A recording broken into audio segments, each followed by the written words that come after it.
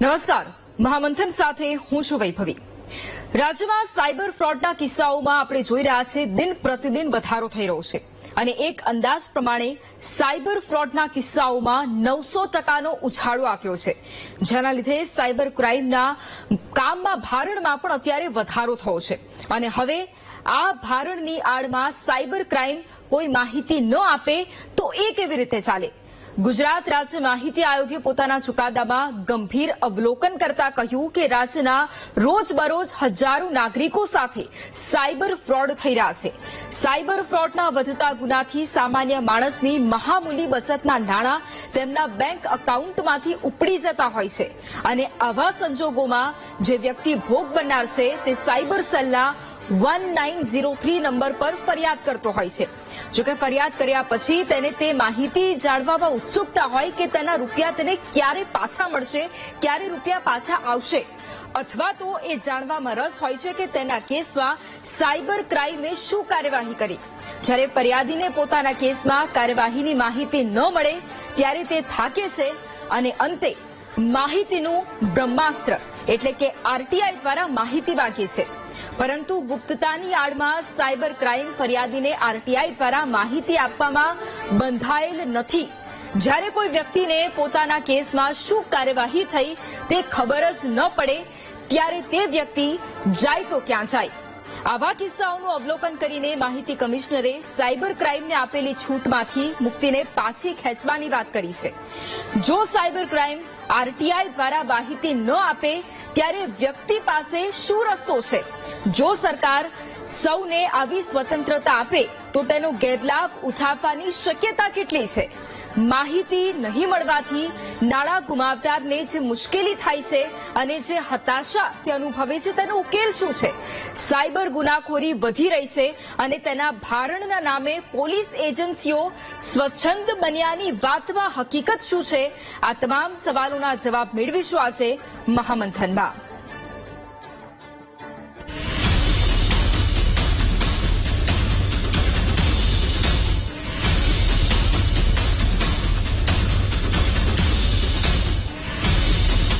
અને રોજબરોજના એ કિસ્સાઓ આધુનિક સમય છે અને આધુનિક સમયમાં જ્યારે ટેકનોલોજીનો ઉપયોગ, ટેકનોલોજીનો વ્યાપ જેટલો વધ્યો છે, આંગળીના એક ટેરવે જ્યારે આપણે આટલી બધી ઇન્ફોર્મેશન મેળવી શકતા હોય છે ત્યારે જેટલા તેના ફાયદા એટલા જ ગેરલાભ પણ છે।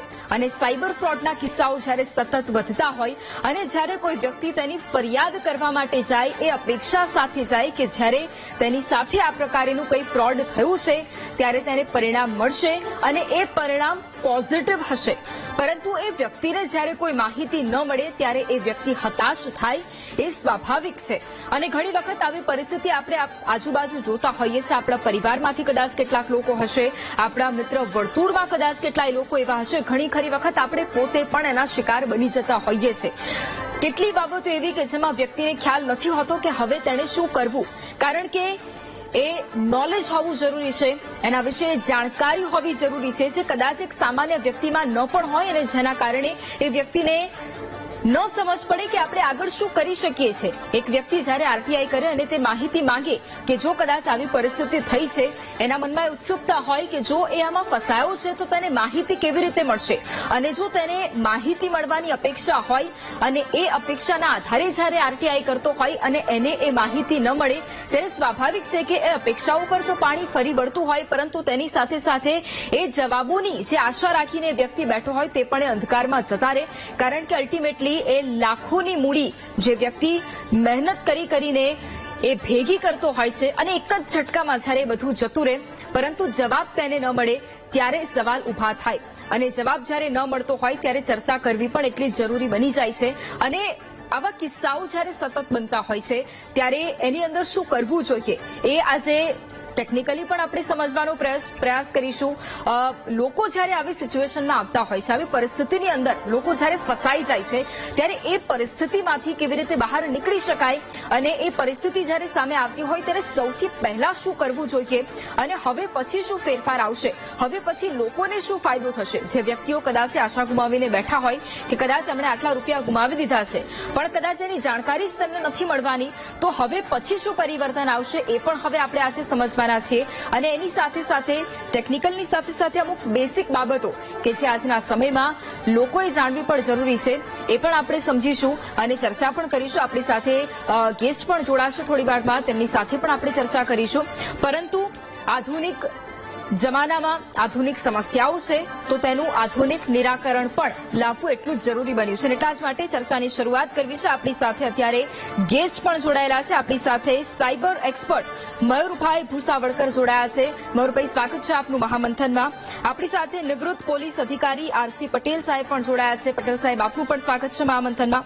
આપણી સાથે જે ખરેખર પીડિત છે અને જેમણે અવાજ ઉઠાવ્યો અને એ બાદ આ નિર્ણય લેવામાં આવ્યો એ વ્યક્તિ પોતે એટલે કે આરટીઆઈ એક્ટિવિસ્ટ પણ આપણી સાથે જોડાયા છે. રાકેશભાઈ પ્રજાપતિ આપણી સાથે જોડાયા છે. રાકેશભાઈ, આપનું પણ સ્વાગત છે મહામંથનમાં. આપણી સાથે એડવોકેટ વિલાસ પાટીલ પણ જોડાયા છે. વિલાસભાઈ, આપનું પણ સ્વાગત છે મહામંથનમાં.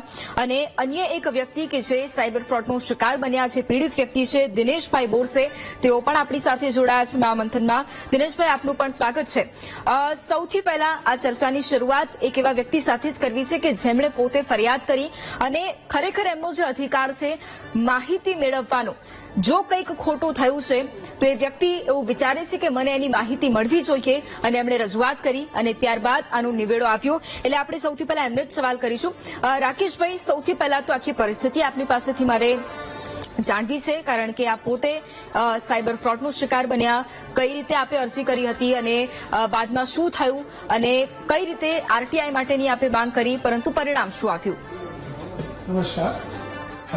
મેં ગત 2 ફેબ્રુઆરી 2024ના રોજ મારી સાથે ફ્રોડ થયું હતું, જેના અનુલક્ષીને મેં તરત જ 1930 ઉપર ફરિયાદ નોંધાવી.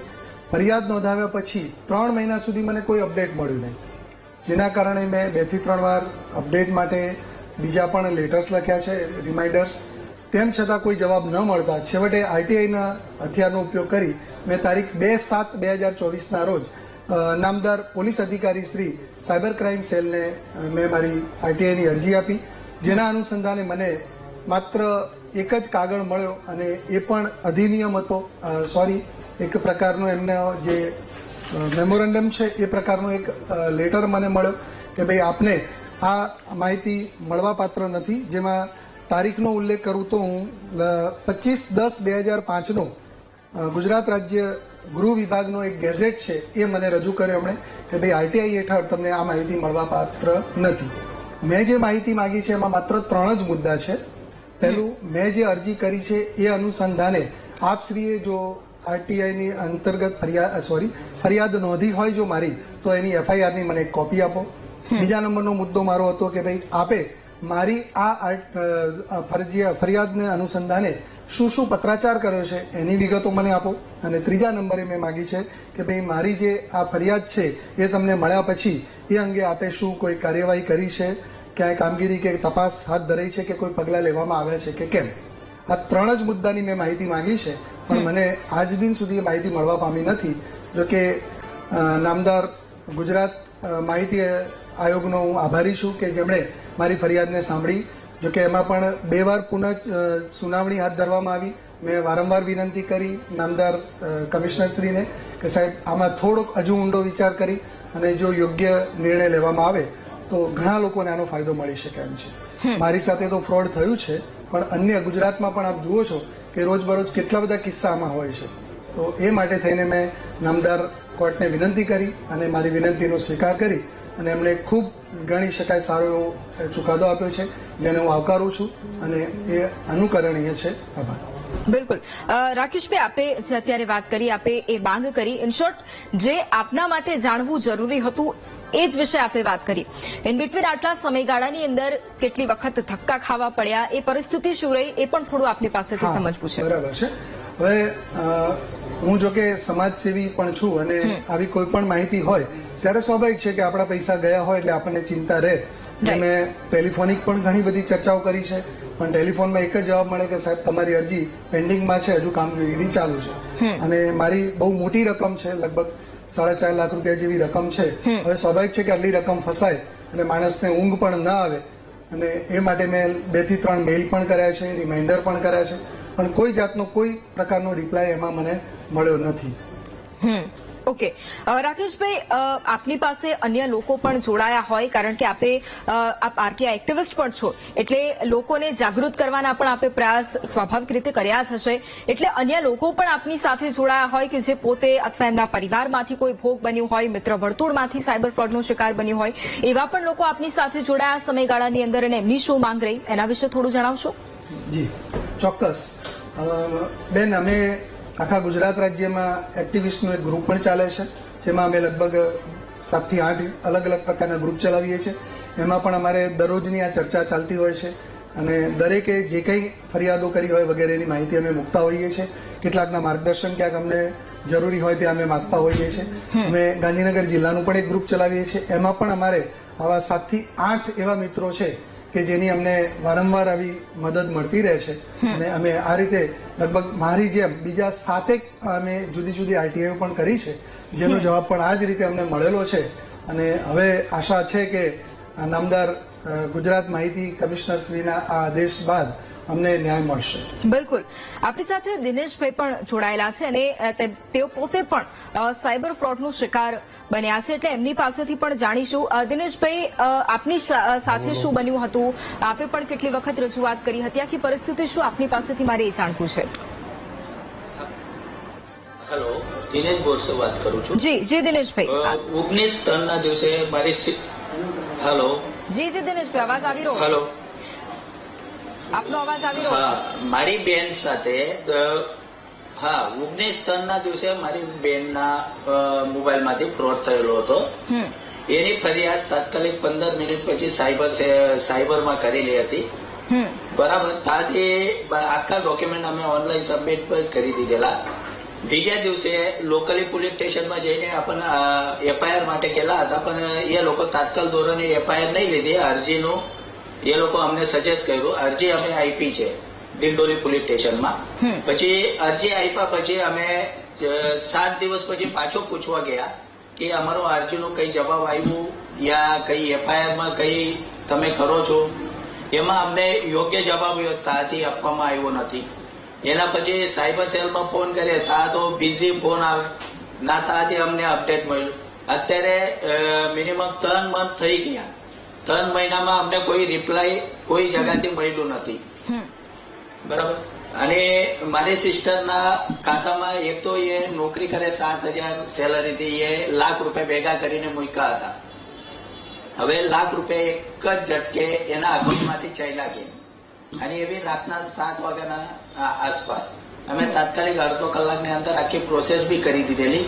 અમને તાત્કાલ ધોરણે ત્યાંથી કહેવામાં બી આવ્યું તમારી પ્રોસેસ થઈ ગયેલી કે અમે અકાઉન્ટ સીઝ કર્યા છે, પણ એના પછી પણ અમને યોગ્ય જવાબ ત્યાંથી મળ્યો નથી. પછી લોકલ પોલીસ સ્ટેશનમાં અમે ધક્કા ખાઈએ જ છીએ, પણ લોકલ પોલીસ સ્ટેશનમાંથી પણ અમને હરખો જવાબ મળતો નથી. ઓકે.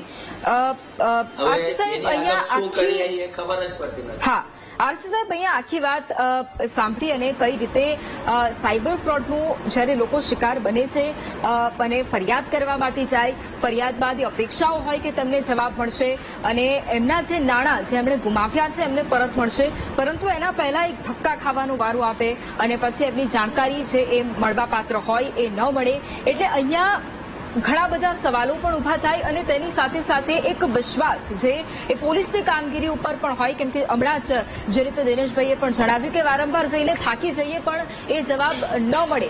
એટલે સૌથી પહેલા તો એ જ સમજવું છે કે આખી આ પરિસ્થિતિ જ્યારે સર્જાતી હોય ત્યારે પોલીસની કામગીરી શું હોય છે, કારણ કે અલ્ટિમેટલી એ જ વાત આવતી હોય કે ધક્કા જ ખાવા પડે છે અને જવાબ નથી મળતો, એ જ આક્ષેપ થાય. જી ધન્યવાદ.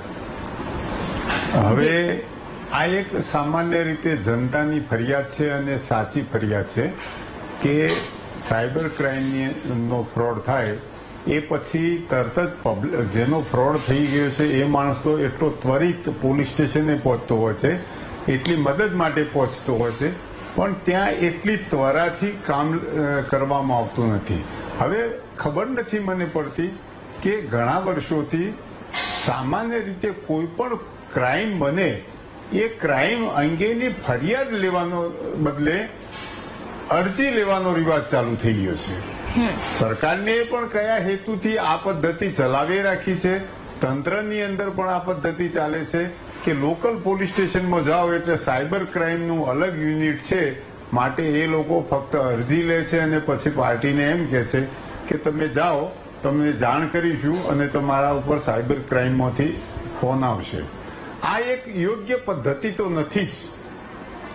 સરવારે પોલીસ સ્ટેશન, સાયબર ક્રાઇમ હોય, ક્રાઇમ બ્રાન્ચ હોય, લોકલ પોલીસ સ્ટેશન હોય, તમામનું કામ શું છે કે જે માણસને આપદા પડી છે, જે માણસને મુશ્કેલી ઊભી થઈ છે, એ માણસ પોલીસ સ્ટેશને જ્યારે રૂબરૂ આવી અને રજૂઆત કરે છે ત્યારે એની યોગ્ય ફોર્મેટની અંદર FIR નોંધવી એ એમનું કામ છે. આજકાલ અરજીની એપ્રુવલ લેવાતી હોય એવું તંત્રની અંદર ખૂબ ચાલી રહ્યું છે, જે ખરેખર જનતા માટે અનુકૂળ વસ્તુ નથી. તમારી કામ કરવાની પદ્ધતિમાં લોકો આટલા ધક્કા ખાય, પોતાનું જે ધન હોય તે લૂંટાઈ ગયું હોય અને એનાથી એ ચિંતિત હોય, એમને ગળે કોળીઓ ઉતરતો ન હોય અને તમે એનો જવાબ પણ ના આપતા હોય, એને તમારા સ્ટેશન સુધી આવવું પડે રોજ, તો આ તો એક અવ્યવહારુ અથવા તો જનતાને બિનઉપયોગી પદ્ધતિનો અખત્યાર થઈ રહ્યો છે. એટલે સરકારે આની અંદર ધડમૂળથી બહુ મોટો ફેરફાર કરવો પડશે, કેમ કે લોકોનો વિશ્વાસ જીતવો હોય તો એમનું કામ કરવું પડશે. એમને આટલા ધક્કા ખવડાવો, એ પછી એની મૂડી જતી રહી હોય, એની પાસે સગવડ ન હોય અને એને તમારા સંપર્ક માટે વારે વારે તમે ફોન ન ઉપાડો, સાચા ફોન નંબર ના આપો, યોગ્ય ફોન નંબર ના આપો અને ધક્કા ખવડાવો, એ તો બરોબર નથી. માટે સરકારે આ બાબતે ચોક્કસ કંઈક આગળ વિચારવું પડશે. આરસી સાહેબ, અહીંયા તમે જે વાત કરી એના ઉપરથી બીજો સવાલ એ જ તમને કરું છું કે ઘણી વખત એવું પણ બનતું હોય કે જ્યારે કોઈ પણ વ્યક્તિ છે કે જે ફરિયાદ લઈને આ બાબતે પહોંચતો હોય, જો કે આમાં કોઈ પણ પ્રકારની જાણકારી આપવા માટે કંઈ બંધાયેલ નથી, એટલા માટે ઘણી વખત એનો ફાયદો એ પણ મળતો હોય કે તમારે જાણકારી આપવાની જરૂરત જ નથી, એટલે એ કેસ કેટલે પહોંચ્યો છે, શું ચાલી રહ્યું છે, એની કોઈ જાણકારી જ મળતી નથી. એટલે હવે આ બાબતે જ્યારે એક તરફ પોલીસ ઘણી વખત એવું પણ કહેતા હોય કે અન્ય કામનું ભારણ ખૂબ છે, ગુનાખોરી વધી રહી છે, એટલે એનું એક બહાનું મળતું હોય, એટલે હવે એ અટકશે એવું આપને લાગે છે? કારણ કે અત્યારના સમયમાં સાયબર ફ્રોડના કિસ્સાઓ જે રીતે વધી રહ્યા છે એ ચિંતાજનક છે. એટલે હવે એ બહાનું નહીં ચાલે RTI પછી, હવે આ જે નિર્ણય લીધો છે એના પછી ચોક્કસ હવે જે નિર્ણય RTI નો લીધો છે એને વિસ્તૃત માહિતી તો મારી પાસે નથી, પણ હું RTI એક્ટિવિસ્ટ છું એટલે સમજી શકું છું કે જે ધક્કા ખવડાવતા હતા એ એક RTI અરજીની અંદર જવાબ આપતા થઈ જશે, બંધાઈ જશે. એમને 30 દિવસની અંદર જે તે માહિતીનો જવાબ એમને આપવો જ પડશે, કેમ કે જનતાના પ્રત્યે એક પ્રકારનું વર્તન એ રીતનું રહેતું હતું કે જનતા પોતે લૂંટાઈ ગઈ હોય અને એમ છતાં એજન્સી દ્વારા પ્રોપર જવાબ નહોતો આપવામાં આવતો. જ્યારે RTIના દાયરાની અંદર જ્યારે આ સાયબર ક્રાઇમને લઈ લેવાય તો RTI નો કાયદો તો જનતા માટે આશીર્વાદરૂપ છે. એને કઈ નહીં તો 30 દિવસે યોગ્ય જવાબ આપવો પડે અને યોગ્ય જવાબ ના આપે તો ઉપરની ઓથોરિટીમાં અપીલ કરી શકે અને એના આયોગમાં પણ જઈ શકે છે. એટલે RTIના દાયરામાં લેવાથી જનતાને ખૂબ ફાયદો થશે અને અધિકારીઓ પણ કામ કરતા થશે. જે લોકો મહિનાઓ સુધી પોતે કામનો જવાબ નહોતા આપતા, કામ નહોતા કરતા, જે કંઈ પરિસ્થિતિ હતી એની અંદર ચોક્કસ એક અમૂલ ફેરફાર આવશે.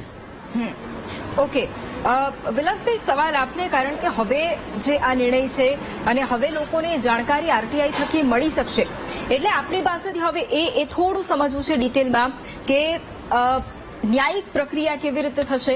કારણ કે લોકોના મનમાં એ જ સવાલ કે એમના જો કદાચ નાણાં, એમની જે મૂડી જે એમણે રોકેલી હતી, જે કદાચ સાયબર ફ્રોડના કારણે તે તેમણે ગુમાવી દીધી છે, ઘણી વખત એમનો જવાબ એમને નહોતો મળતો, પણ હવે જ્યારે એ જવાબ એ મેળવવા પાત્ર છે અને જ્યારે એ RTI કરશે તો એમને જવાબ મળશે. આવી આખી સિચ્યુએશન જ્યારે આવશે ત્યારે શું થશે, એ આખી પ્રક્રિયા, ન્યાયિક પ્રક્રિયા આપની પાસેથી સમજવી છે. અને એ વ્યક્તિ શું કરી શકશે જો એના પછી પણ એમને જવાબ નથી મળતો તો?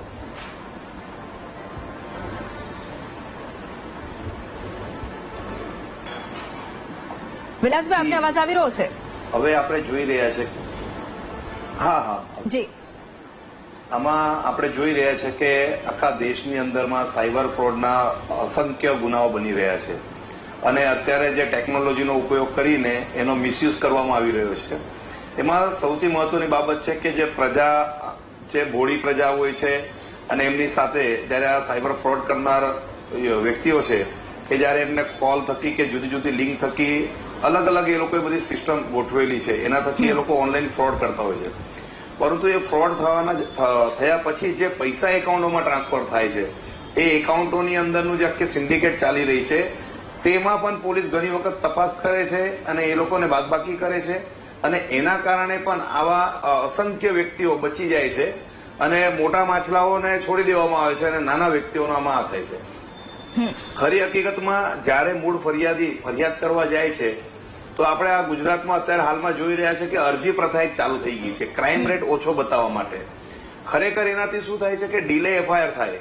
માનો કે અત્યારે હાલમાં અરજી લેવામાં આવે ને અરજી લેવા પછી એ અરજીની તપાસ થાય અને ત્યાર સુધીમાં તો પેલા પૈસા સગે વગે થઈને ઘણી જગ્યાએ પહોંચી જાય છે અને એનું કારણ એવું છે કે જ્યાર સુધી તમે અરજી લો છો એને નંબરિંગ પડે છે ને ઇન્વેસ્ટિગેશન માટેની પરવાનગી અથવા ઇન્વેસ્ટિગેશન ચાલુ થાય છે ત્યાર સુધી પેલો ફ્રોડ કરનાર તો માઇક્રો સેકન્ડોમાં પૈસા ક્યાં ને ક્યાં સગે વગે થઈ જાય છે. ખરેખર તાત્કાલિક એની ઉપર જયારે મૂળ ફરિયાદી પોલીસ સ્ટેશનમાં, સાયબર પોલીસ સ્ટેશનમાં કે ઇકો સેલમાં કે સીઆઈડી ક્રાઇમમાં કે જે બી લાગતા ઓળખતા ઓથોરિટી પાસે જયારે પહોંચે છે તાત્કાલિક ધોરણે એ ઓથોરિટીએ એને સિરિયસનેસ લેવું જોઈએ અને એમાં સિરિયસનેસ લેવામાં નથી આવતા. એક જનરલ એક ફોર્મેટનું ફોર્મ બનાવી દેવામાં આવેલું છે. મોબાઈલ સ્નેચિંગ થઈ ગયેલા હોય, સાયબર ફ્રોડનો આ હોય, મોબાઈલ ચોરી થઈ ગયેલો હોય તો એને એક ફોર્મેટ આપી દેવામાં આવે છે અને એક એપ્લિકેશન આપી દેવાની. એપ્લિકેશનના કારણે આરોપીઓ બચી જાય છે અને ડીલે એફઆઈઆરના કારણે આરોપીઓને એનો ભવિષ્યમાં ટ્રાયલમાં ને એમાં બધામાં બેનિફિટ મળે છે અને એ ઇન્વેસ્ટિગેશન ડીલે થઈ રહ્યું છે. એટલે મૂળ જવાબદાર આપણે જોવામાં આવીએ તો ક્રાઇમ રેટ સરકાર ઓછું બતાવવા માટે, પોલીસ ઓછું બતાવવા માટે જે મૂળ ફરિયાદીઓની ફરિયાદ એપ્લિકેશન સંબંધમાં અત્યારે કપાઈ દેવામાં આવી રહી છે તે બહુ ગંભીર બાબત છે. ઓકે, પણ હવે જે પરિસ્થિતિ છે કે જ્યાં હવે લોકો ફરિયાદ કરશે અને એ એમને જાણવાનો અધિકાર છે કે હવે જો આવી પરિસ્થિતિ આખી ઊભી થઈ છે, તેમણે ફરિયાદ કરી છે તો ત્યાં શું કામગીરી થઈ રહી છે, એના પછી શું ફેરફાર આવશે અને જો કદાચ એમાં એમને કોઈ એવો યોગ્ય જવાબ ન મળે તો આગળ વ્યક્તિ શું કરી શકે એ આપની પાસેથી મારે સમજવું છે.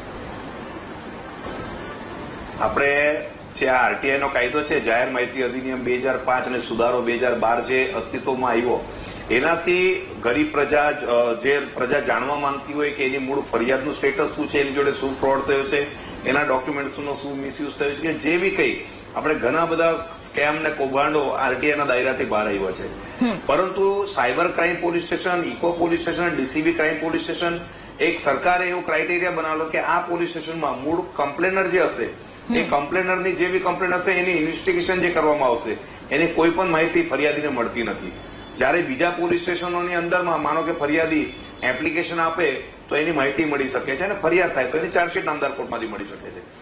પરંતુ જ્યારે આ જાહેર માહિતી અધિનિયમ મુજબ મૂળ ફરિયાદી ભાઈએ જયારે ફરિયાદ કરી એમને સાયબર ક્રાઇમ પોલીસમાં, સીઆઈડીમાં, તો જયારે એમને પોતાની કમ્પ્લેન્ટની માહિતી ન મળી શકતી હોય તો એનાથી કાયદો આપણે જોવામાં આવે તો મૂળ ફરિયાદીને તો એની માહિતી મળવી જોઈએ અને રિસ્પોન્સ વ્યવસ્થિત મળવો જોઈએ. જયારે એમને આરટીઆઈ કરી હોય જાહેર માહિતી અધિકારીને, ત્યાર પછી પ્રથમ અપીલ કરી હશે અપીલ અધિકારીને અને ત્યાંથી પણ એમને સેટિસ્ફેક્શન ના મળ્યું, જવાબ ના મળ્યું, જેથી એ લોકો ગાંધીનગર આયોગમાં એમને અપીલ કરી હશે. પ્રથમ હવે અપીલની અંદરમાં જે આયોગશ્રીએ જે હુકુમ કર્યો છે એ એકદમ સરાહનીય હુકુમ છે અને એનાથી જે જો હુકુમ કરવામાં આવી રહ્યું હતું ડિપાર્ટમેન્ટ તરફથી તેની ઉપર તરાપ આવશે અને મૂળ ફરિયાદીઓ અને જેને બી ન્યાયની અપેક્ષા હશે એમને ન્યાય મળવા માટે એ પોતાનો હક માંગી શકશે. ઓકે, મયુરભાઈ, અહીંયા આખી આ પરિસ્થિતિ સમજી, પરંતુ આપની પાસેથી પણ એ જ સમજવું છે મારે કે દર વખતે આપણે જોઈ રહ્યા છે કે અત્યારે આધુનિક સમય છે અને આધુનિક સમસ્યાઓ પણ છે. એની સાથે આપણે સાયબર ફ્રોડના પણ અલગ અલગ કિસ્સાઓ જોતા હોઈએ છીએ.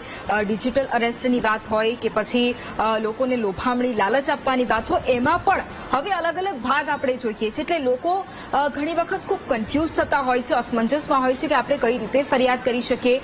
એટલે સૌથી પહેલા તો થોડું બેસિકથી આપની પાસે મારે એ જ સમજવું છે કે કોઈ વ્યક્તિ કે જ્યારે એ સાયબર ફ્રોડનો શિકાર બનતો હોય કોઈ પણ રીતે, તો સૌથી પહેલા એ ફરિયાદ માટે શું કરે અને હવે જ્યારે આરટીઆઈ કરવાની વાત હોય, જ્યારે હવે એમાં એક વ્યક્તિને એ જાણવાનો અધિકાર છે અને એ એનો લાભ લઈ શકશે, તો એના પછી હવે એક વ્યક્તિ શું કરી શકે એ ડિટેલમાં આપની પાસેથી મારે સમજવું છે કે જેથી સામાન્ય વ્યક્તિ પણ એ સમજી શકે કે એ વ્યક્તિ પણ શું કરી શકે છે.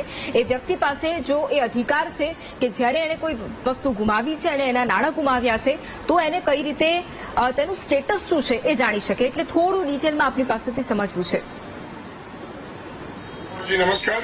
સૌથી પહેલો મુદ્દો તો એ છે કે જ્યારે પણ કોઈ વ્યક્તિ સાથે નાણાકીય ફ્રોડ થાય છે તો એનો જે બેંક સાથે કનેક્ટેડ નંબર છે એ નંબરથી એને સૌથી પહેલા 1930 ડાયલ કરવાનું છે. 1930 ડાયલ કરીને એને એની પોતાની ફરિયાદ દાખલ કરવાની છે. ફરિયાદ દાખલ કરતી વેળાએ એને એનું નજીકનું પોલીસ સ્ટેશન અથવા પિનકોડ, એનું આધાર કાર્ડની માહિતી, એ બધી માહિતી સાથે રાખવાની છે, વત્તા એનું બેંકનું સ્ટેટમેન્ટ કે જે આ એકાઉન્ટમાં નાના ડિલિવર્ડ થયા છે અથવા ટ્રાન્સફર થયા છે, કે બેનિફિશિયરી કોણ છે અને કયા કઈ રીતે એ પૈસા એના બેનિફિશિયરી તરીકે એકાઉન્ટમાં ડિપોઝિટ થયા છે. આ આખી માહિતી કાઢ્યા પછી એને જે 1930 પર ફરિયાદ કરવામાં આવે છે ત્યાંથી એને એક કોલ આવે છે અને ત્યારબાદ જે તપાસ અધિકારી હોય છે એનો એક વોટ્સઅપ નંબર ત્યાં શેર થાય છે અને એ વોટ્સઅપ નંબર પર એને આ બધી ડિટેલ્સ મોકલી આપવાની છે.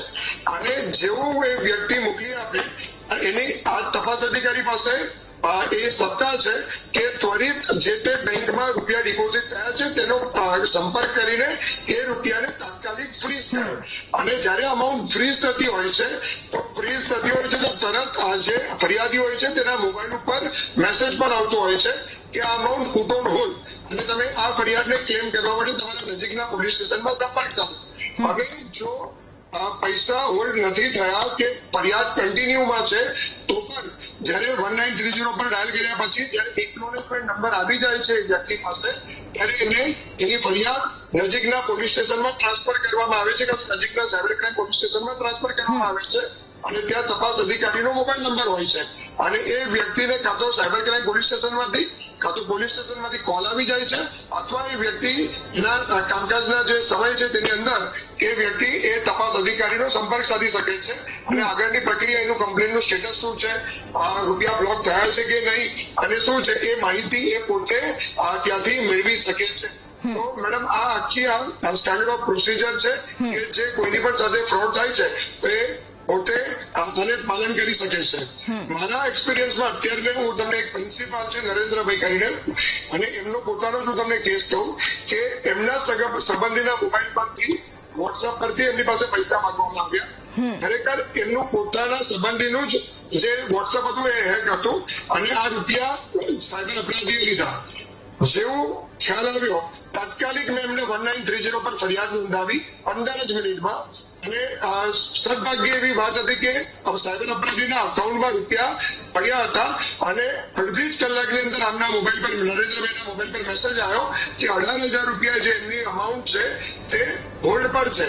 એટલે લેસ દેન હું તમને એક્ઝેક્ટ આંકડો 25 મિનિટની અંદર આમના પૈસા હોલ્ડ પર થયા અને હવે પ્રોસિજર ચાલી રહી છે કે કોર્ટની રાય એમને પાછા મળે. તો હું વીટીવીના માધ્યમથી સૌથી પહેલા તો એક બાબત હું જણાવવા માંગીશ ગુજરાતની તમામ જનતાને કે જેટલી ઝડપથી આપણે ફરિયાદ નોંધાવીશું એટલી ઝડપથી આપણા રૂપિયા બચવાની સંભાવના વધી જાય છે. કારણ કે અત્યારે તમે જોશો તો સાયબર અપરાધી એક સૌથી મોટો જે રમત રમી રહ્યા છે, એક તો એ એકાઉન્ટ ભાડે લે છે, સેકન્ડ થિંગ બીજો જે મુદ્દો છે 10 એકાઉન્ટ ખુદાવે છે અને છેલ્લો જે બાઉન્સ હોય છે ને એ CBDT central bank digital currency item કાં તો જે ક્રિપ્ટો કરન્સી છે તેની અંદર કન્વર્ટ કરે છે અથવા યુએસડીટી ની અંદર કન્વર્ટ કરે છે. જ્યારે ક્રિપ્ટોની અંદર કન્વર્ટ કરે છે ત્યારે એને ટ્રેક કરવું એજન્સીઓ માટે અમુક વાર ભારે પડી જાય છે. એટલે જેટલું ઝડપથી આપણે ફરિયાદ નોંધાવી શકીએ તેટલું ઝડપથી આપણા પૈસા પાછા આવવાની સંભાવના વધી જાય છે. જી બેન. ઇન શોર્ટ એટલે આપે આખે જે વાત સમજાવી એ હિસાબથી એ સ્પષ્ટ થાય છે કે બહુ પ્લાનિંગ સાથે આ બધું થતું હોય છે અને એટલું કોઈ વ્યક્તિ સમજે કે એની સાથે શું થયું એ પહેલા ઘણું બધું થઈ જતું હોય છે. એટલે વહેલામાં વહેલી તકે સૌથી પહેલા એ કામ કરવું કે ફરિયાદ નોંધાવી અને ત્યારબાદ આગળની પ્રોસિજર થાય એમાં ભાગ લેવો. આ ખૂબ સારી વાત કે જે દરેક વ્યક્તિ અહીંયા સમજી શકશે કે એણે શું કરવું જોઈએ આવી પરિસ્થિતિની અંદર. રાકેશભાઈ ફરી આપની પાસે આવું છું કારણ કે આપે અરજી કરી અને આપ સતત લડ્યા અને એનું પરિણામ આજે આપ્યું. એટલે આપની પાસેથી એ જ થોડું એ પણ સમજવું છે કે કોઈ સામાન્ય વ્યક્તિ જ્યારે ઘણી વખત એવું હોય કે કદાચ કોઈ ગ્રામ્ય વિસ્તારનો કોઈ વ્યક્તિ હોય કે જેને મોબાઈલ ફોન કદાચ એને નવો શીખ્યો હોય અથવા એને એટલું બધું નોલેજ ના હોય, એટલે ઘણીવાર એમની સાથે જો આવું ફ્રોડ થઈ જતો હોય, અથવા કોઈ વ્યક્તિ કે જેને ખ્યાલ જ નથી કે આવું કંઈક થયું, ઘણીવાર મેસેજ આવે ત્યારે ખ્યાલ આવે કે બેંકમાંથી આટલા રૂપિયા ઉપડી ગયા છે, એટલે આવી જ્યારે આખી પરિસ્થિતિ સર્જાતી હોય અને વ્યક્તિને ખ્યાલ જ નથી કે આની સાથે આવું થયું, એ કદાચ ફરિયાદ કરાવવા જાય, એને અપેક્ષાઓ હોય કે જવાબ મળશે, જવાબ ન મળે, પણ આગળ શું એ એને ખ્યાલ નથી. એટલે આવા સમયગાળાની અંદર જે રીતે આપે જવાબ માંગ્યો અને આપને એનો જવાબ મળ્યો અને એનું પરિણામ હવે લોકોને પણ મળી રહ્યું છે. એટલે આ સમયની અંદર જો કોઈ વ્યક્તિ આરટીઆઈ કરવા ઈચ્છતું હોય તો એ કેવી રીતે કરી શકે કે જેથી દરેક વ્યક્તિ આખી આ પ્રોસિજર સમજી લે, કે જેથી આવી પરિસ્થિતિથી બચી શકાય અને જે જાણવાનો હક એમનામાં છે કે ભાઈ આવી પરિસ્થિતિનું નિર્માણ થયું છે, અમારી સાથે ફ્રોડ થયો છે, તો અમારે એ જવાબ જોઈએ છે કે પ્રોસિજર ક્યાં સુધી પહોંચી છે, અમારું સ્ટેટસ શું છે, હાલ શું ચાલી રહ્યું છે, એ આખું કેવી રીતે કરી શકાય? આમ તો માહિતી અધિકાર અધિનિયમ 2005 એની માહિતી લગભગ તમને બધી જગ્યાએ ઉપલબ્ધ થઈ શકે છે. અને એમાં એક પ્રયોજન એ પણ સારું છે કે જો તમે જાણતા નથી કે અરજી ક્યાં કરવી, તો નજીકની કોઈ પણ સરકારી કચેરીમાં આપ અરજી આપી શકો છો. એ કઈ સારી વસ્તુ છે, ત્યાંથી એ તબદીલ કરી શકે છે જે અધિકારી છે તે માહિતી અધિકારી. એટલે આમ તો જો જાણકારી હોય તો સીધા એ ડિપાર્ટમેન્ટના જે કોઈ પીઆઈઓ હોય એના નામે ઉદ્બોધન કરીને આપ કરી શકો છો. એમાં જે ફી જે છે એમાં માત્ર બીપીએલ કાર્ડ ધારકો માટે વિનામૂલ્ય છે. એ સિવાયના તમામ અરજદારોએ 20 રૂપિયાની કાં તો એના ઉપર કોર્ટ ફીની ટિકિટ લગાવી શકો છો, કેશ પણ આપી શકો છો, અને મની ઓર્ડર કે પોસ્ટલ ઓર્ડરથી પણ એ ફી સ્વીકારી શકાય છે. એટલે ફી સ્વીકારવા માટેનું ઓપ્શન પણ સારું છે. એટલે અરજી કરવામાં કોઈ તકલીફ નથી મેમ, પણ અરજી પછી શું એમાં વધારે થાય છે. કારણ કે અરજી કર્યા પછી 30 દિવસનો સમયગાળો છે માહિતી આપવા માટેનો, અને એમાં જો માહિતી મળે છે તો બરાબર, નહીં તો પછી આગળ શું કરવું એની જાણકારી હોતી નથી. અને કેટલાક માહિતી અધિકારીઓ તો એવા પણ છે કે જે જવાબ આપે છે તો એમાં કોઈ માર્ગદર્શન હોતું નથી. આરટીઆઈના કાયદાના નિયમ અનુસાર એમાં ઉલ્લેખ સ્પષ્ટ કરેલો હોવો જોઈએ કે અરજદારે પ્રથમ અપીલ ક્યાં કરવી, અથવા તો કલમ 18(1) અંતર્ગત આયોગને સીધી ફરિયાદ કરી શકાય છે. આવી કોઈ માહિતી હોતી નથી, જેના કારણે લોકો એમાં 30 દિવસના સમય પછી પણ માહિતી મેળવી શકતા નથી. એટલે માહિતી જો તમને 30 દિવસમાં નથી મળતી તો એના માટેના 2 રસ્તા છે. એના ઉપલા અધિકારી એટલે કે પ્રથમ અપીલ અધિકારીને તમે પ્રથમ અપીલ પણ કરી શકો છો, અને તમે કલમ 18(1) અંતર્ગત સીધી જ આયોગમાં ફરિયાદ પણ કરી શકો છો. એટલે આ જો માહિતી હોય તો તમે માહિતી મેળવવા માટેનો એક રસ્તો સરળ કરી શકો છો. બિલકુલ. રાકેશભાઈ, જે રીતે લોકોને આપણે સમજાવ્યું છે એટલે કદાચ એ ઘણી વખત એવા કિસ્સાઓ હોય કે શું કરવું એ કોઈને ખ્યાલ જ ન હોય, આશા ગુમાવી બેસે કે કદાચ હવે આગળ કંઈ જ નહીં થાય. એટલે એ લોકો માટે પણ અત્યારે જાણવું ખૂબ જરૂરી હતું કે જો તમારી પાસે આવું કંઈક થાય છે તો એના માટે પણ ઘણા બધા રસ્તાઓ છે કે જે તરફ તમે વળી શકો છો અને આ સમસ્યાનો ઉકેલ આવી શકે છે. એટલે આપે જે વાત કરી એ ઘણા લોકો સમજ્યા હશે અત્યારે.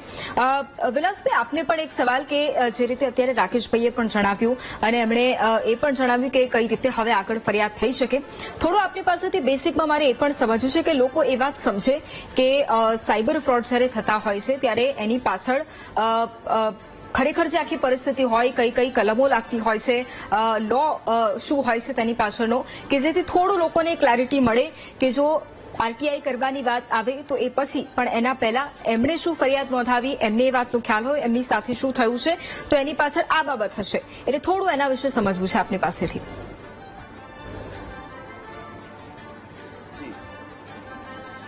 મૂળ ફરિયાદી જયારે પોલીસ સ્ટેશનમાં જાય છે તો પોલીસ સ્ટેશનમાં એમની એપ્લિકેશનની જગ્યાએ જૂની સીઆરપીસી 154 હતી અને હવે અત્યારે બીએનએસએસ ની કલમ 178 મુજબની ફરિયાદ લેવી જોઈએ. અને મૂળ ફરિયાદની કોપી મૂળ ફરિયાદીએ જે તે સમયે પોતાની પાસે લઈ લેવી જોઈએ.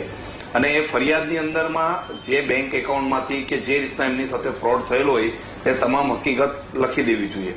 અને ક્યાં એકાઉન્ટમાંથી અને ક્યાં માધ્યમથી એ ફ્રોડ થયો છે તે આખું મેન્શન થવું જોઈએ સમય સાથે બધું.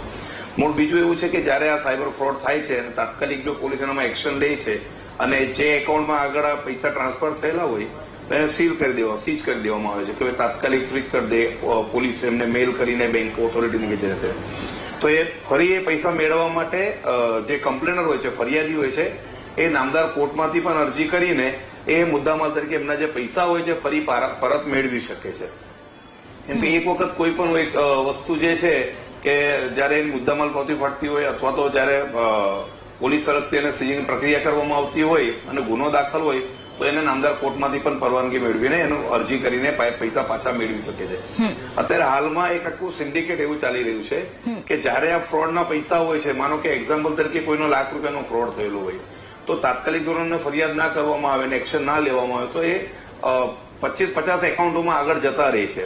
અને આ ફ્રોડ કરનાર જે સિન્ડિકેટો છે એ ઇરાદાપૂર્વક જે વેપારીઓ છે, જેન્યુઅન વેપારીઓ, એમના એકાઉન્ટ નંબરોની અંદરમાં 1,000, 2,000, 5,000 રૂપિયા જાણીબૂજીને ઇરાદાપૂર્વક ટ્રાન્સફર કરી દે છે, જેથી કરીને એ એકાઉન્ટ એ લોકોના સીઝ થઈ જાય છે અને એ લોકો બી એમાં હેરાન પરેશાન થાય છે.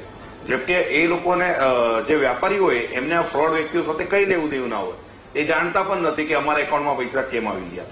એટલે ઇન્ટેન્સલી ઇરાદાપૂર્વક 1,000, 2,000 રૂપિયા બી જાય તો એ કારણથી પણ એમના એકાઉન્ટો સીલ થઈ રહ્યા છે. એટલે આ બહુ ગંભીર બાબત છે અને એને આખી પ્રક્રિયા કરવા માટે હવે માનો કે કોઈ વેપારી હોય એ બેંગ્લોર બેઠા હોય, કોઈ પુના બેઠા હોય, કોઈ MP બેઠા હોય તો અલગ અલગ વેપારીઓના એકાઉન્ટમાં ત્યાં સુરત સાયબર ક્રાઇમમાંથી એક્ઝામ્પલ તરીકે અમદાવાદ સાયબર ક્રાઇમમાંથી જો ફરિયાદ થઈ હોય તો એમને એકાઉન્ટ ખોલવા માટે અહીંયા છે કે અહીંયા સુધી આવવું પડે છે કે અહીંયાના વેપારી હોય તો એમને ત્યાં સુધી જવું પડી રહ્યું છે. એટલે આ બી એક આના માટે સરકારે એક વ્યવસ્થિત એક સિસ્ટમ ગોઠવવી જોઈએ અને આવી જે ફરિયાદો છે એના ઉપર તાત્કાલિક ઓબ્ઝર્વેશન કરીને જેવો બેંક મેનેજર હોય છે કે ક્યાં એકાઉન્ટમાંથી ક્યાં એકાઉન્ટમાં પૈસા ટ્રાન્સફર થયા છે એમને ઓથોરિટી મળેલી હોય છે એવી સાયબરના એક્સપર્ટ અને જેવો કોઈ CDR કાઢવા માટે કે કોલ ડિટેલ કાઢવા માટે કમ્પલસરી IPS ઓફિસરની સહીની જે ફરજિયાત જરૂરિયાત છે એવી એક ઓથોરિટી અને પરમિશન આપી દેવામાં આવે, જેથી કરીને સાયબર પોલીસ સ્ટેશનના કોઈ એક અધિકારી હોય એમને તાત્કાલિક જે એકાઉન્ટોમાં ગયેલા છે, પૈસા ટ્રાન્સફર થયેલા છે એની ઉપર તમામ એકાઉન્ટ તાત્કાલિક સીઝ કરવાની પ્રક્રિયા કરી શકે. બિલકુલ. RC સાહેબ, બીજો સવાલ એ છે આપને કે સાયબર ગુનાખોરી વધી રહી છે. ક્યારેક કોઈ વ્યક્તિ પોલીસ ફરિયાદ નોંધાવવા જાય ત્યારે તેને એ જવાબ પણ મળતો હોય કે આવા કિસ્સાઓ વધી રહ્યા છે, એટલે એના સાયબર ગુનાખોરીના નામે જે ભારણ આખું બતાવવામાં આવે અને એમાં જો કોઈ કામગીરી ન થાય અને એમાં પણ જો કોઈ વ્યક્તિ જાણકારી ન મેળવી શકે એવી પરિસ્થિતિ હોય તો તેમાં કામ થાય ના થાય એ આખી અલગ વસ્તુ છે. એવું નથી દરેક વ્યક્તિ તમામ પોલીસ કર્મચારીઓ કેટલા એવા હશે કે જે પોતાની કામગીરી ખૂબ સારી રીતે નિભાવે છે, પરંતુ ઘણી વખત એક બે એવા હોય કે જેના કારણે આખું ડિપાર્ટમેન્ટ પણ બદનામ થતું હોય એવી પરિસ્થિતિ પણ સામે આવતી હોય છે. એટલે આવા પ્રકારની પરિસ્થિતિની અંદર જ્યારે લોકોનો એ વિશ્વાસ પણ ઉઠતો હોય કે કદાચ અમે જઈશું પણ એનું પરિણામ નહીં મળે તો એનો મતલબ શું છે, એ આવતા જ ન હોય, તો એવી પરિસ્થિતિની અંદર હવે કેવા પગલાં લેવા જોઈએ કે જેથી લોકોનો એ વિશ્વાસ પણ બેસે, જો આવી પરિસ્થિતિ છે તો અમે ફરિયાદ નોંધાવીશું તો એનું પરિણામ વધશે. એટલે શું એ બેડાની અંદર પણ એ ડિપાર્ટમેન્ટની અંદર પણ એ જાગૃતતા પણ હોય અથવા તો ખરેખર લોકોની જે સમસ્યાઓ હોય એ સમજવાની એક વૃત્તિ હોય તે પણ પેદા થશે? જી, હવે એક તો છે ને, પોલીસે કોઈ પણ ફરિયાદીને જાકારો નહીં આપવો જોઈએ. એની જે પ્રકારની તકલીફ થઈ હોય એને સાંભળવી પડે અને તાત્કાલિક એનું રજીસ્ટ્રેશન કરવું પડે, કોઈ પણ પ્રકારના આડાઅવળા પ્રશ્નો પૂછ્યા સિવાય.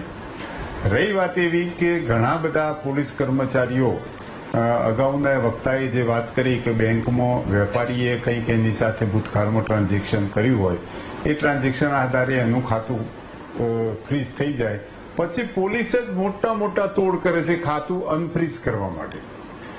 બીજી વાત, પ્રજાને બરોબર પોલીસ સાંભળે, પોલીસ આવનાર તકલીફવાળા માણસની એની માનસિક સ્થિતિ સાંભળે, સમજે, એની આર્થિક સ્થિતિ સમજે, એની તકલીફ સમજે અને એ રજીસ્ટ્રેશન કરે. રજીસ્ટ્રેશન કર્યા પછી એની જે પ્રકારની તપાસ થવી જોઈએ એ એટલી ઝડપથી અને એટલી પ્રોપર તપાસ થવી જોઈએ. અને ફરિયાદી જ્યારે એના સંપર્ક માટે આવે, એની તપાસ કેટલે પહોંચી, પ્રગતિ શું થઈ એ જાણવા માટે આવે ત્યારે એની માહિતી એને બહુ RTIની કાયદા નીચે જ આપી શકાય એવું નથી. ખરેખર તો પોલીસે નોર્મલી આપવી જોઈએ, જે નુકસાન ન કરે એવી બાબત હોય સિવાય. એટલે ડિપાર્ટમેન્ટનો એપ્રોચ બિલકુલ પોઝિટિવ રહેવો જોઈએ અને સાયબર ક્રાઇમના કર્મચારીઓની સંખ્યા પણ સરકારે ખૂબ મોટા પ્રમાણમાં વધારવાની જરૂર છે. કેમ કે આજકાલ જેટલા ક્રાઇમ બની રહ્યા છે એ ક્રાઇમના લગભગ 50% ક્રાઇમ સાયબર ક્રાઇમ બની રહ્યા છે અને એટલે બધે પોલીસ પહોંચી નથી વળતી. અને જે આ અરજી પ્રથાની વાત છે કે અરજી લઈને તપાસ કરવી એ તો હું તો માનું છું કે જનતાને બિલકુલ અનુકૂળ નથી. જનતા એના લીધે મૂંઝાઈ જાય છે અને એ વખતે જનતાનો વિશ્વાસ ડગી જાય છે કે સાલું પોલીસે મને બરોબર સાંભળ્યું ને એક અરજી લઈ લીધી. પબ્લિક પોલીસ પાસે જતી રહે, બિલકુલ પોલીસથી ન ડરે એ પ્રકારનું વાતાવરણ ઉભું કરવાની જવાબદારી પણ પોલીસ વિભાગની અને સરકારની છે. જનતાને એ રીતના એનું કામ કરો એ રીતે કે જેથી જનતા પોતે પોતાની જગ્યા ઉપર જઈને ફરિયાદ કરતી હોય અને એટલે આત્મીયતાથી વાત કરવી જોઈએ, ડર હોવો જ ન જોઈએ. એવી પોલીસ વિભાગે વાતાવરણ ઉભું કરવું પડશે ને એ પ્રમાણે કામ કરવું પડશે એવી આજના સમયની તાતી જરૂરિયાત છે. બિલકુલ. મયુરભાઈ, બીજો એક પ્રશ્ન એ છે આપને, કારણ કે અત્યારે ડિજિટલ એરેસ્ટ એ કિસ્સા પણ આપણે બહુ જ વધારે સાંભળી રહ્યા છે ને એની અંદર ઘણી વખત કોઈ પોલીસના વેશમાં આવી જાય અથવા અલગ વેશમાં આવી જાય, ડરાવવાનો પ્રયાસ કરે અને એ ત્યારબાદ શું થતું હોય છે એ પણ આપણે જોયું છે. કેટલાય લોકો છે કે જેમના લાખો રૂપિયા તે ગુમાવી દેતા હોય છે અને બાદમાં પછી એમને ખ્યાલ આવે છે. થોડુંક અત્યારે લોકો જાગૃત થયા છે, થોડી ઘણી જાગૃતતા અત્યારે આપી છે અને ધીરે ધીરે લોકો સુધી એ વાત પહોંચી રહી છે.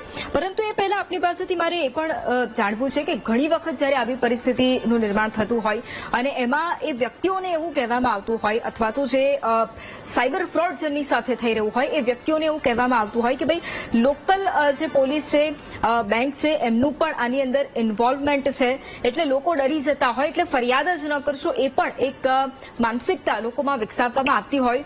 તો એ કેવી રીતે આખું સ્ટ્રેટેજી હોય છે કે જેની અંદર એ પોલીસથી પણ દૂરી રહે કે જેથી ફરિયાદ પણ ના નોંધાય અને તમે તમારા સ્ટેટમેન્ટ પણ ચેક ના કરી શકો એવી પણ પરિસ્થિતિનું નિર્માણ થાય. એટલે એ આખી માનસિકતા કેવી રીતે લોકોની નેગેટિવ કરી દેવામાં આવતી હોય છે એ પણ આપની પાસેથી મારે થોડું સમજવું છે. કારણ કે હવે જે રીતે વધી રહ્યું છે એમાં દર વખતે આપણે અલગ અલગ ફોર્મેટ પણ એનું જોતા હોઈએ છીએ એટલે એ થોડું સમજવું છે. સૌથી પહેલી વસ્તુ તો આપણે પહેલા તો જાગૃત થવાની જરૂર છે અને સરકારથી માંડીને બધાના પ્રયાસો ચાલી જ રહ્યા છે. સાયબર ક્રાઇમ ડિપાર્ટમેન્ટથી માંડીને બધા જ પ્રયાસો ચાલે છે. હું તમને કહું કે 1930 પણ સૌથી પહેલા ગુજરાતમાં લાગુ પાડવામાં આવી અને ત્યારબાદ હવે સમગ્ર દેશમાં અત્યારે એ મોડેલ લાગુ પડ્યું. અત્યારે દિલ્હીમાં તમે જોશો તો એક મોડેલ લાગુ પાડવામાં આવ્યું છે કે અમુક ચોક્કસ અમાઉન્ટ, અમુક ચોક્કસ આ અરજીની જે વાત આપણે અત્યારે કરીને કે અરજી લેવામાં આવે, FIR નોંધવામાં નથી આવતી. દિલ્હીમાં હવે એક મોડેલ એવું લાગુ પાડ્યું છે કે સાયબર ક્રાઇમની ફરિયાદમાં જો અમુક અમાઉન્ટ કરતા જો વધારાની અમાઉન્ટ જો રૂપિયા ગયા છે કોઈ વિક્ટિમ્સના તો ઓટોમેટિકલી એ FIR માં જ કન્વર્ટ થઈ જાય. એટલે આ પ્રકારનું મોડેલ પણ દિલ્હીમાં લાગુ પાડી ચૂક્યા છે આ લોકો અને ધીમે ધીમે જો એમાં સફળતા મળશે તો ખ્યાલ આવશે. વત્તા ત્રીજો મુદ્દો કે પુલ ઓન ટાઈમ કે જ્યારે પૈસા એક એકાઉન્ટથી બીજા એકાઉન્ટમાં જાય છે, બીજા એકાઉન્ટથી ત્રીજા એકાઉન્ટમાં જાય છે, સાયબર અપરાધીઓ ઝડપથી રૂપિયા ટ્રાન્સફર કરે છે. તો એમાં પણ સરકારે આને જે RBI છે એને પહેલ કરીને જેટલા પણ લોકો છે આ જે મની ટ્રેલની અંદર જે ઇન્વોલ્વમેન્ટ છે, જેટલા પણ પ્લેયર્સ છે બધાને ભેગા કરીને એ લોકો એક બાબત સ્પષ્ટ કરી પુલ ઓન ટાઈમ વધાર્યું કે જેનાથી પૈસા ડાયરેક્ટ સાયબર અપરાધીના એકાઉન્ટમાં ટ્રાન્સફર ન થાય કાં તો એ સાયબર અપરાધી કોઈ પણ રીતે એને વિડ્રો ન કરી શકે કાં તો દેશની બહાર ના જાય. તો આ બધા પ્રયાસો તો ચાલે જ છે. પરંતુ હું એક સાથે VTVના માધ્યમથી હું એક બાબત જણાવવા માંગીશ ગુજરાતની તમામ જનતાને કે આપણે અપડેટ થવાની જરૂર છે કે જે ડિજિટલ એરેસ્ટ છે એ કાનૂનની ભાષામાં શબ્દ છે જ નહીં. અને બીજો મુદ્દો એ છે કે આ લોકો તમારી ડિજિટલ ફૂટપ્રિન્ટ ભેગી કરે છે. સોશિયલ મીડિયા પરથી સોશિયલ એન્જિનિયરિંગ ના માધ્યમથી આ લોકો તમારો બધો ડેટા ભેગો કરે છે, ભેગો કરીને તમારા પર સાયબર એટેક થતા હોય છે. પરંતુ જ્યારે કોઈ વ્યક્તિ તમને કોઈ પણ રીતે ડરાવવાનો પ્રયત્ન કરે તો એક જ બાબત યાદ રાખવાની છે, ડરવાનું નથી. એવું કહે છે કે હું તમને પોલીસ સ્ટેશનથી પકડવા માટે 6 કલાકમાં પોલીસ પકડી લઈ જશે તો આપણો સામે જવાબ હોવો જોઈએ કે હું નજીકના પોલીસ સ્ટેશનમાં જઈને સરેન્ડર થઉં છું તેથી તમે મારી કસ્ટડી લો. બીજો મુદ્દો એ છે કે તમારા પાર્સલમાં ડ્રગ્સ પકડાયું છે કે વોટએવર તમારા સિમ કાર્ડનો ઉપયોગ ગેરરીતિમાં થયો છે. આજકાલ ડોક્ટરોને ફોન જઈ રહ્યા છે કે તમે માનવ તસ્કરીમાં, માનવ અંગોની તસ્કરીમાં ઇન્વોલ્વ છો. આ બધા મુદ્દા પર ડરવાની કોઈ જરૂર જ નથી. તમે જયારે કોઈ ખોટું કર્યું જ નથી તો ડરવાની જરૂર નથી. અને બીજો મુદ્દો કે આવું જયારે કોઈ ડરાવવાનો પ્રયત્ન કરે છે તો હું એક જ બાબત કહીશ કે તમારે નજીકના પોલીસ સ્ટેશનમાં જઈને મદદ લેવાની છે અથવા તમારા કોઈ આ નજીકના પોલીસ સ્ટેશનમાં તમે નથી જઈ શકતા, ભય લાગી રહ્યો છે, તો કોઈ પણ વકીલની તમે મદદ લઈ શકો છો એ બાબત સંદર્ભે. એટલે ડરવાની કોઈ જરૂર નથી. અને સેકન્ડ થિંગ કે લાલચ આ બીજો મુદ્દો છે કે જેનાથી આપણે સચેત થવાની જરૂર છે. કેમ કે લાલચ આ લોકો અત્યારે ઇન્સ્ટાગ્રામ પર સૌથી વધારે ચાલી રહ્યું છે કે 3000 લોકો 45 થી 50 મિનિટમાં તમને 15000 મળશે. નથી મળતા મારા ભાઈ. અને પછી આ લોકો જયારે હાર્યો જુગારીઓ બંને પ્રમાણે કહેવત છે ને એના પ્રમાણે લોકો ફસાતા જાય છે. બિલકુલ. હું માનું એટલે છું આપણે આખી જે વાત કરી છે એની અંદર લોકોને એવી લોભામણી લાલચ પણ આપવામાં આવે કે જેથી લોકો એ વશમાં આવી જાય અને પછી કદાચ ઘણી ખરી વખત લોકો સમજે પહેલા જ એમની સાથે ફ્રોડ થઈ ગયું હોય એવી પણ પરિસ્થિતિ બનતી હોય. એટલે જાગૃત થવાની અહીંયા ખૂબ જરૂર છે અને આગળ પણ ચર્ચા કરીશું, કારણ કે ઘણી બધી બાબતો એવી પણ સમજવી છે કે હવે અંતે શું કરી શકાય એ પણ જાણવું ખૂબ જરૂરી છે. કારણ કે લોકો માટે હવે ખુલ્લા દ્વાર છે કે લોકો એ જાણી શકશે કે હવે જે પરિસ્થિતિ છે એમાં એમની સાથે જો કંઈ ખોટું થયું છે તો એ પરિસ્થિતિ શું છે, એ સ્ટેટસ શું છે અને ક્યાં સુધી કાર્યવાહી થઈ રહી છે. એટલે આગળ પણ એના વિશે ચર્ચા યથાવત રાખીશું. લઈશું એક બ્રેક. Welcome back. અને ફરી એક વખત મહામંથનમાં એ જ ચર્ચા કે જે હવે લોકો જે સતત એ માંગ કરી રહ્યા હતા કે એમને એ જવાબ નથી મળતો અને હવે જ્યારે આખી પરિસ્થિતિ જ્યારે બદલાવવાની હોય અને લોકોની અપેક્ષાઓ પણ હોય ત્યારે ફરી એક વખત ચર્ચા યથાવત રાખીશું. આપણી સાથે ગેસ્ટ પણ જોડાયેલા છે અને તેમની સાથે વધુ જાણકારી મેળવીશું. ખાસ દિનેશભાઈ, છેલ્લા અંતે 1 મિનિટમાં આપની પાસેથી એ જ જાણવું છે અને આપની શું અપેક્ષાઓ છે, કારણ કે ફરિયાદ તો આપે નોંધાવી છે, જવાબ નથી મળતા એ પણ આપે જણાવ્યું, પરંતુ અંતે હવે આપને લાગે છે કે કોઈ બદલાવ આવશે? શું માંગ, શું અપેક્ષાઓ? હેલો મેડમ, અત્યારે અમે ઓલરેડી 4 વખત ધક્કા ખાઈ ચૂક્યા છે.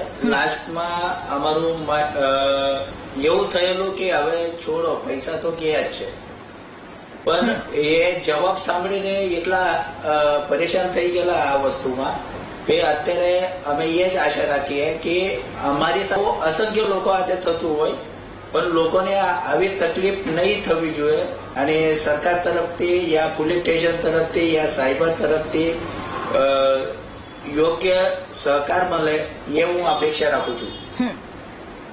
ઓકે વિલાસભાઈ, અહીંયા બીજી એક વાત એ કે હવે જ્યારે લોકો પણ હવે જાગૃત થઈ રહ્યા છે, અપેક્ષાઓ પણ છે કે વહેલામાં વહેલી તકે લોકોને જાણકારી પણ મળે, એટલે આપના તરફથી પણ શું સંદેશ આપશો કે જેથી લોકો એ સમજી શકે કે જ્યારે આવી પરિસ્થિતિનું નિર્માણ થતું હોય તો એ તો આપણે સમજાવ્યું છે કે ખરેખર આ કાયદાની આખી પ્રક્રિયા શું છે, પરંતુ જો એમને હજુ પણ આગળ જવાબ ન મળે, કદાચ એમને એવું થાય કે અત્યારે પણ એમને આરટીઆઈ કરવા છતાં પણ વારંવાર ધક્કા ખાવા છતાં પણ અરજીના નામે પણ જો જવાબ નથી મળતો તો એ છેલ્લે શું કરી શકે?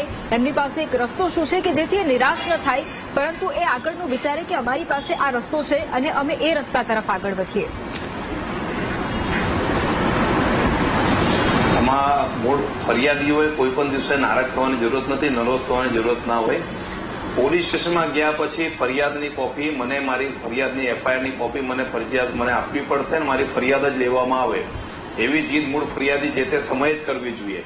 જો ફરિયાદ જે તે સમયે ના લેવામાં આવે તો એમના એપ્લાઇડ ઓથોરિટીને આ ફરિયાદ કરવાની જઈને સેમ ડે અથવા તો 100 નંબર પર અથવા સ્ટેટ કંટ્રોલમાં ફરિયાદ કરવાની કે હું વિક્ટીમ છું, મારી જોડે આવો બનાવ બનેલો છે અને સ્થાનિક આ પોલીસ સ્ટેશનના જવાબદાર અધિકારી કર્મચારી મારી ફરિયાદ લેતા નથી અને એમને ઓથોરિટીને બી રાઇટિંગમાં એ જવાબદાર અધિકારી કર્મચારી વિરુદ્ધમાં ફરિયાદ આપવામાં આવે તો મેં માનું છું ત્યાર સુધી જયારે સ્ટેટ કંટ્રોલમાં વર્દી લખાય તો તાત્કાલિક ધોરણે આ ફરિયાદ લેવામાં આવી રહી છે, જેથી કરીને ફરિયાદીએ નારાજ થઈને કે અરજીને પોલીસ ખપાઈ દે છે, પછી સમય આમને આમ વેડફાઈ જાય છે અને ત્યાર સુધી ઘણું આગળ નુકસાન થઈ જાય છે વિક્ટીમનું. એટલે જેથી સમયે ફરિયાદની કોપી માંગવાનો આગ્રહ રાખવું છે, મને ફરિયાદ જ આપવી છે એવી એમને જીદ રાખવી જ જોઈએ કે મારે ફરિયાદની કોપી મને મળવી જોઈએ. બિલકુલ બિલકુલ. આરસી સાહેબ, અંતે આપણે પણ એ જ સવાલ, કારણ કે જે રીતે પ્રશ્નાર્થ આખો ઉભો થતો હોય અને એ ભારણના નામે જે કદાચ ઘણી વખત એ હકીકત પણ ન દેખાતી હોય, એટલે હવે એ જવાબદારી કે જે કામમાં ફક્ત પેન્ડિંગ દેખાતું હોય એમાં હવે શું કામ થયું છે એ બતાવવું પડશે પોલીસ કર્મચારીઓએ કે જેથી કરીને એ ખરેખર એ જે કામગીરી થઈ રહી છે એ કેટલે પહોંચી છે અને હવે આગળ શું થવાનું છે એ પણ લોકોને જાણકારી રહે એટલા માટે તમને લાગે છે કે એવા હવે પછી આરટીઆઈ હવે લોકો કરશે, લોકો સમજતા થશે કે હવે એમને જાણકારી જોઈએ છે, તો એવા કોઈ મોટા પરિવર્તન આવશે કે પરિસ્થિતિ પછી આજની આજ રહેશે? નહીં, પરિસ્થિતિ ચોક્કસ સુધરશે.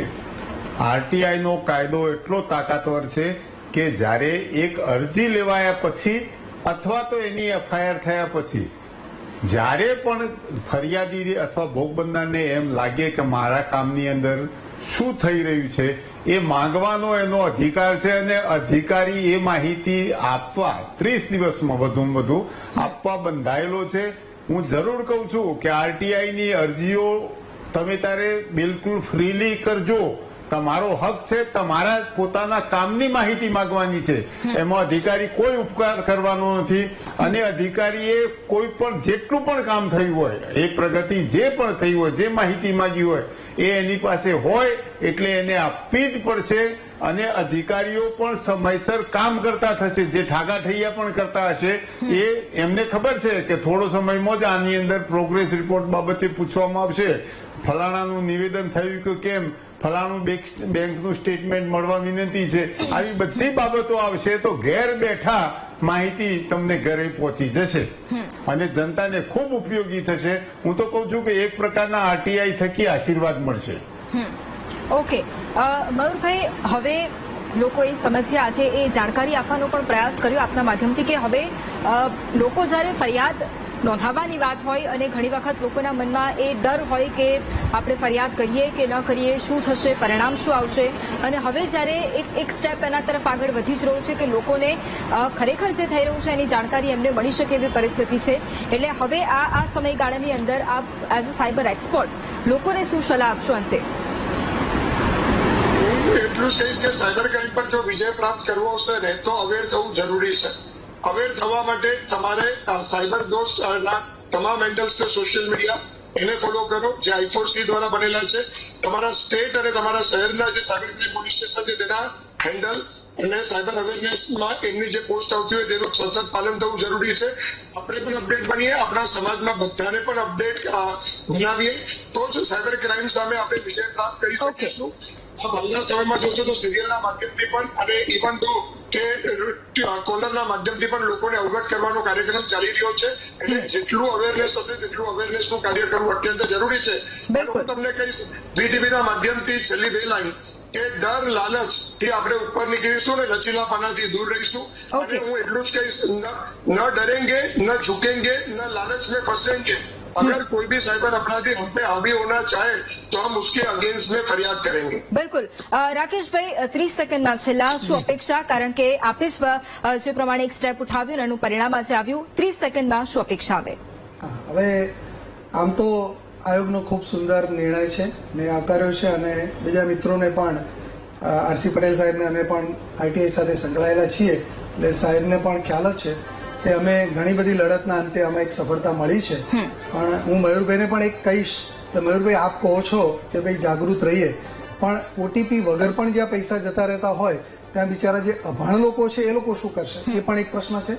આરસી સાહેબને પણ હું કહેવા માંગુ છું કે સાહેબ, આપે જે કહ્યું કે આરટીઆઈ નો કાયદો એ મારી દ્રષ્ટિએ હવે બુઠ્ઠો કાયદો બની રહ્યો છે, કારણ કે આ ત્રાહિત પક્ષકાર તરીકેની માહિતી કહીને હવે લોકો એમાં પણ એને બુઠ્ઠો બનાવી રહ્યા છે. પણ એકંદરે આ જે નિર્ણય છે એ ખૂબ સારો અને આવકાર્ય છે અને ભવિષ્યમાં પણ આ રીતે આયોગ અમને આ રીતે મદદ કરતું રહેશે અને પ્રજાના પ્રશ્નોને ઉકેલવામાં થોડી બિલકુલ. એટલે એક અપેક્ષાઓ પણ છે કે હવે આગળ એમને જે પ્રશ્નો હતા એમના જવાબ પણ મળશે. જે કામગીરી અટકતી હતી તે કદાચ હવે નહીં અટકે. તમામ લોકો અમારી સાથે જોડાયા, આપ તમામનો ધન્યવાદ. આભાર. અને હવે એ જ અપેક્ષા કે જે હવે લોકો જેમને ખ્યાલ નહોતો કે હવે આરટીઆઈ કરવાથી પણ જાણકારી મળશે અને હવે ખરેખર એ જે જવાબ મળવા પાત્ર છે એ જવાબ એમને મળશે. પેન્ડિંગની કામગીરી નહીં દેખાય, જે કામ થયું છે એની કામગીરી હવે દેખાડવી પડશે. આગળ હવે એ જોઈશું કે ખરેખર આ જે પરિણામો છે એ લોકો માટે કેટલા પોઝિટિવ સાબિત થાય છે. નમસ્કાર.